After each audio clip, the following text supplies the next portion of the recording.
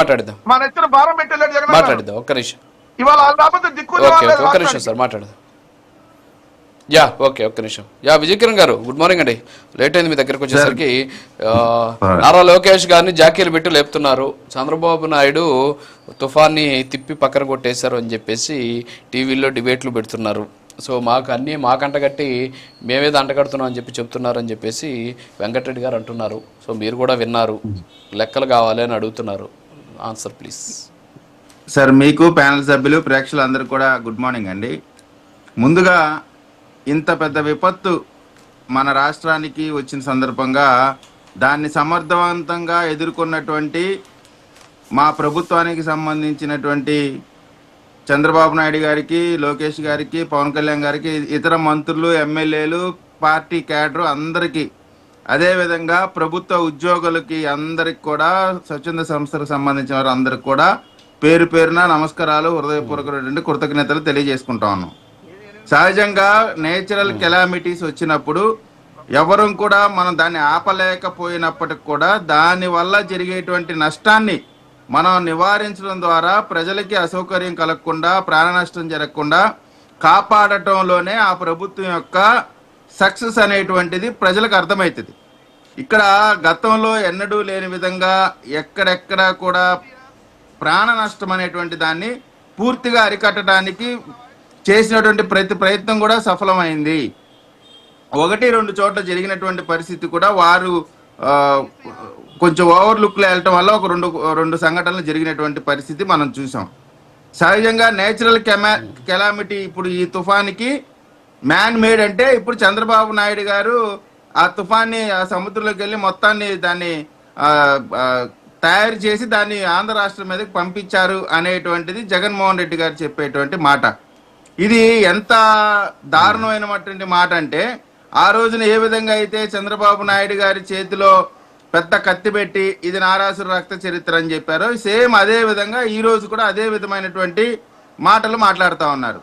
సహజంగా ఇటువంటి సంఘటనలు జరిగినప్పుడు క్షేత్రస్థాయిలో అధికారులు, నాయకులు వెళ్ళి అక్కడ ఏం జరిగింది, ఎంత నష్టం జరిగింది అనేటువంటిది ప్రాథమికమైనటువంటి ఒక అంచనాని తీసుకొని ఆ అంచనాకి సంబంధించినటువంటి దాంట్లో ఉన్నతాధికారులతో ముఖ్యమంత్రి గారు, ఉప ముఖ్యమంత్రి గారు, మంత్రులు అందరూ కూడా కూర్చొని ఎంతెంత నష్టం జరిగిందో దానికి ఏ విధమైనటువంటి వాళ్ళకి భరోసా కల్పించాలి, వాళ్ళ నష్టాన్ని తిరిగి వారికి ఆర్థిక పరంగా ఏ విధంగా అండగా నిలబడాలి అనేటువంటిది ఒక పాలసీ డెసిషన్గా అందరూ కలిసి చెప్పేటువంటి ఒక సహజంగా చేసేటువంటి ఒక కార్యక్రమం, ప్రక్రియ.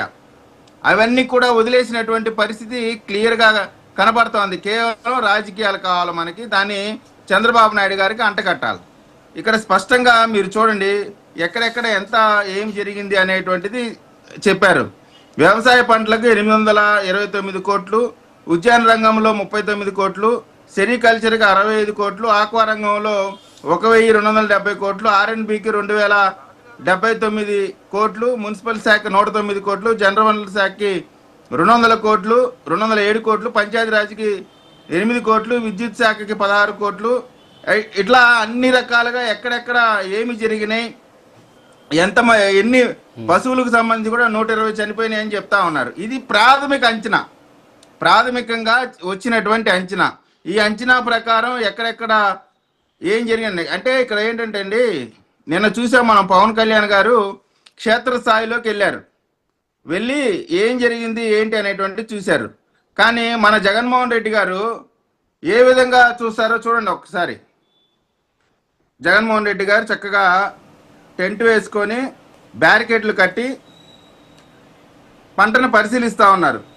అంటే ఈ విధంగా చేయాలా, గ్రౌండ్లోకి వెళ్లకుండా, ప్రజల దగ్గరికి వెళ్లకుండా, లేదు నష్టపోయినటువంటి పంటను చూడకుండా దూరం నుంచి హాయ్ చెప్పి బాయ్ చెప్పేటువంటి కార్యక్రమం చేస్తే అది అద్భుతమైనటువంటి నాయకత్వ లక్షణం. ఇక్కడ అట్లా చేయకుండా మా నాయకులు గ్రౌండ్లోకి వెళ్తా ఉన్నారు. ప్రజలకి నేను చెప్తా ఉన్నానండి, నిజంగా ఈ సైక్లోన్ ఎఫెక్టెడ్ జనాలను మీరు కదిలించండి.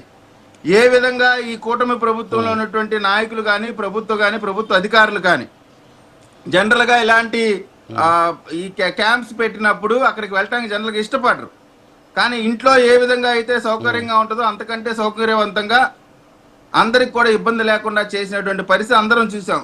ఒకటి అరా ఎక్కడన్నా అసౌకర్యం కలిగి ఉండొచ్చు, దాన్ని వెంటనే రెక్టిఫై చేసుకొని వాళ్ళకు కూడా ఇబ్బంది లేకుండా చేసినటువంటి పరిస్థితి మనం చూసాం.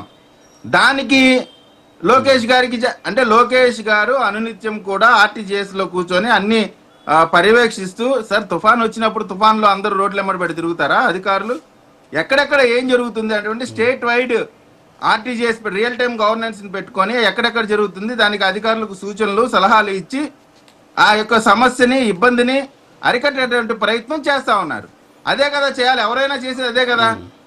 అటువంటి చేయకుండా ఊరికే ఇంట్లో కూర్చొని ఈ రోజున కేవలం ఈ ఉమ్మడి ప్రభుత్వం ఈ సైక్లోన్ని సమర్థవంతంగా ఎదుర్కొంది, ప్రాణ నష్టం జరగకుండా ఆస్తి నష్టాన్ని కూడా మినిమైజ్ చేసి టెక్నాలజీని వాడుకుంటూ అదేవిధంగా గ్రౌండ్లో తిరుగుతూ చేస్తుంది కాబట్టి ప్రజల్లో నమ్మకం కలుగుతుంది. మమ్మల్ని మర్చిపోతున్నారు కాబట్టి, మమ్మల్ని అంటే వైఎస్ఆర్ కాంగ్రెస్ పార్టీని మర్చిపోతున్నారు కాబట్టి మేము కూడా ఉన్నాం, మమ్మల్ని కూడా గుర్తుపెట్టుకోండు అని నిన్న ఒక టెలికాన్ఫరెన్స్ ఏర్పాటు చేసినటువంటి పరిస్థితి జగన్మోహన్ రెడ్డి గారిది. అంతే తప్ప ఎక్కడా కూడా ఇందాక వెంకటరెడ్డి గారు కూడా కొన్ని నెంబర్స్ చెప్పారు. ఎక్కడెక్కడ ఆ సంవత్సరాల్లో ఎన్ని లక్షల ఎకరాల్లో పంట నష్టం జరిగింది, మీరు ఎంత ఇచ్చారు అవి కూడా చెప్పాలి కదా. ఎంతెంత అమౌంట్ ఇచ్చారు, మీరు ఏ విధంగా రైతులకి ఎంతెంత ఇచ్చారో కూడా చెప్పగలగాలి కదా. మీకు కావాలంటే ఆ నెంబర్లు కూడా ఇస్తాను, 2 minutes లో ఎంతెంత ఇచ్చారో కూడా నేనే చెప్తాను. కాబట్టి ఊరికే వీళ్ళు చెప్పేదన్నీ కూడా కేవలం రాజకీయ పరమైనటువంటి నిందలు వేయటం తప్ప నిన్న కన్స్ట్రక్టివ్ గా ఏదన్నా ఒక్క సలహా అన్న జగన్మోహన్ రెడ్డి గారు ఇచ్చారా?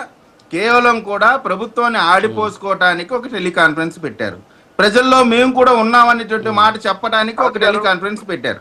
అంతకు మించి ఏ విధమైనటువంటి కార్యక్రమం లేదు. ప్రజలు భరోసాగా ఈ తెలుగుదేశం ఎన్డీఏ కూటమి అండగా ఉంది, ఖచ్చితంగా ప్రజలకు నమ్మకాన్ని కలిగించాం. ఈ నష్టంలో మేము ఖచ్చితంగా మంచి వెంకటరెడ్డి గారు అడుగుతున్నారు మీరు ఎంత ఇస్తారు చెప్పండి అని. ప్రాథమికమైనటువంటి అంచనాలు జరిగినాయి, మొత్తం కూడా రివ్యూ చేస్తా ఉన్నారు.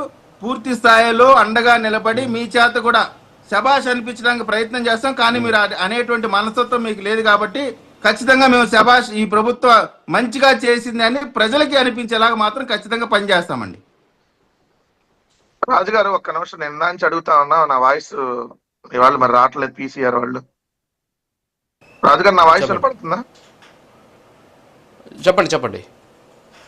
ఇప్పుడు నేను క్లియర్ గా అడిగింది ఏంటి, ఎందుకు పంటల బీమా మీరు చెల్లించలేదు? Point number 1. 2024లో కూడా వరదలు వచ్చినాయి. విజయవాడ కాదు మొత్తం ఆంధ్రప్రదేశ్ లో అనేక భారీ వర్షాలు పడి ఉన్నాయి. సో ఆ భారీ వర్షాలతో నష్టపోయిన రైతులకు ఇప్పుడు వరకు ఎందుకు సింగిల్ రూపీ ఇవ్వలేదు? ఊరక కబుర్లు కాదు మనం చెప్పటం అన్నా. అడిగితే జగన్మోహన్ రెడ్డి గారు ఫోటో చూపించారు. ఇది ఆయన అక్కడ పొలాల్లో పక్కన బయట ఒక బారికేడ్ ఉండి అక్కడి నుంచి వస్తుంది. అది ఎప్పుడు అదంతా అయిపోయిన తర్వాత వాళ్ళందరికీ పరిహారం అందిందా లేదా వెళ్ళి తెలుసుకోవడానికి వెళ్ళినటువంటి కార్యక్రమం. మునిగిన రోజు కాదండి. జగన్మోహన్ రెడ్డి గారు చెక్ చేసుకోండి. వినండి దయచేసి, మీరు అందరూ మాట్లాడారు. చాలా ఎక్కువ మంది అది కూడా చెప్పారు కాబట్టి చెప్పారు కాబట్టి అది కూడా చూద్దురుగానే. ఇది ఆ ఫోటో ఎప్పుడు అప్పుడున్న వినండి సార్, వినండి దయచేసి వినండి. ఎందుకు మేము క్షేత్ర స్థాయిలో ఏదైతే వాళ్ళకి ఒక టైం పీరియడ్ ఇచ్చి కలెక్టర్లకి, ఇదిగో నేను ఈ 2 నెలల్లో వస్తా, ఇప్పుడు మొత్తానికి ఒక్కళ్ళు కూడా నాకు అక్కడ పరిహారం అందిందని చెప్పి ఎవరు కంప్లైంట్ ఇవ్వకూడదు, ఒక్కళ్ళు కూడా ఇదిగో మాకు ఇంకా నష్టపరిహారం అందలేదని చెప్పకూడదు అని చెప్పి క్లియర్ గా ఒక ఇండికేషన్ ఇచ్చి ముఖ్యమంత్రిగా ఆయన వెళ్ళి నేను పలానా డేట్లతో ఎంతెంత మందికి ఇన్పుట్ సబ్సిడీ ఇచ్చామో చెప్పా. మా హయాంలో వాలంటీర్ల వ్యవస్థ, సచివాలయ వ్యవస్థ, ఏదైతే రేషన్ వెహికల్స్ ని అన్నింటిని ఉపయోగించుకొని ఎక్కడికక్కడ ప్రాణ నష్టం జరగకుండా